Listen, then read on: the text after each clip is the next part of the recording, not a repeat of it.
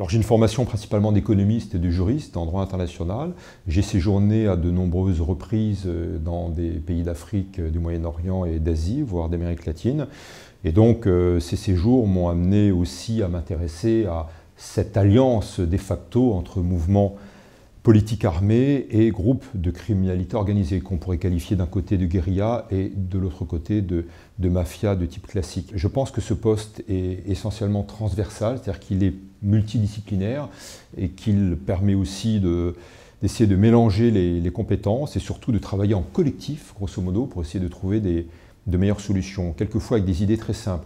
Cela veut dire quoi? Cela veut dire aussi traiter de questions extrêmement graves, extrêmement nouvelles, percutantes depuis quelques années, comme la traite des êtres humains. Cela veut dire aussi s'occuper de la problématique des médicaments falsifiés. On sait très bien qu'en Afrique, 200 000 personnes meurent chaque année de l'absorption de faux médicaments antipaludéens, c'est-à-dire anti-malaria, etc., etc. Et on sait très bien que les groupes de criminalité organisée, donc les mafias, s'intéressent de près aux faux médicaments, aux médicaments falsifiés, parce que la prise de risque est moindre que pour le trafic de drogue et les profits sont énormes, avec une pénalisation, encore une fois, amoindrie.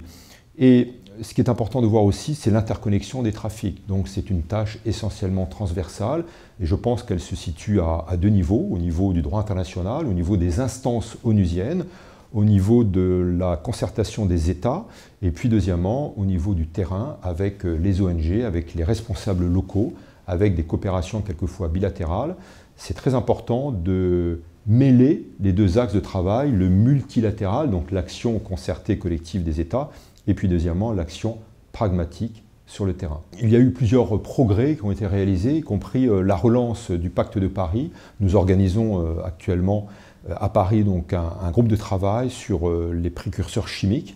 Il y a aussi la participation de la France dans différentes instances internationales de lutte contre les trafics.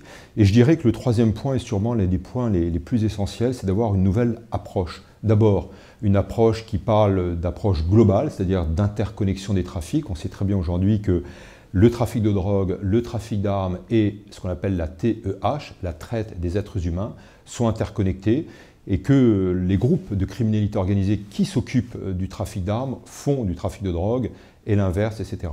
Le deuxième point, c'est qu'on a une approche qu'on peut qualifier d'équilibrée. Il ne s'agit plus de tenser, de vilipender, de critiquer les régimes des régions productrices de drogue, mais de voir quels sont les points communs, les solutions qu'on peut trouver ensemble, sachant qu'il y a de la toxicomanie dans les pays producteurs et que les pays traditionnellement consommateurs, qui sont plutôt les pays occidentaux, sont de plus en plus des pays producteurs de drogue, y compris et surtout de drogue de synthèse. Donc il y a une approche équilibrée, grosso modo, arrêtons de créer un fossé entre les deux camps, essayons de trouver des solutions, et cet ensemble de solutions passe à la fois par la prévention, mais aussi par des mesures en aval, y compris la lutte contre la corruption et le blanchiment. Et je dirais que c'est un point nouveau que de traiter, on va dire, l'ensemble des trafics dans leur globalité, sachant que ces trafics sont une menace désormais à la sécurité internationale. On sait très bien que des cartels de la drogue entre autres, mais pas simplement, portent atteinte non seulement à des États, mais aussi à des régions entières. On sait très bien que l'Afrique de l'Ouest, par exemple, est fragilisée par l'arrivée de ces cartels, par l'arrivée du trafic de cocaïne et tous les trafics qui sont engendrés par ce premier cercle de criminalité organisée. Donc c'est une approche concertée et globale.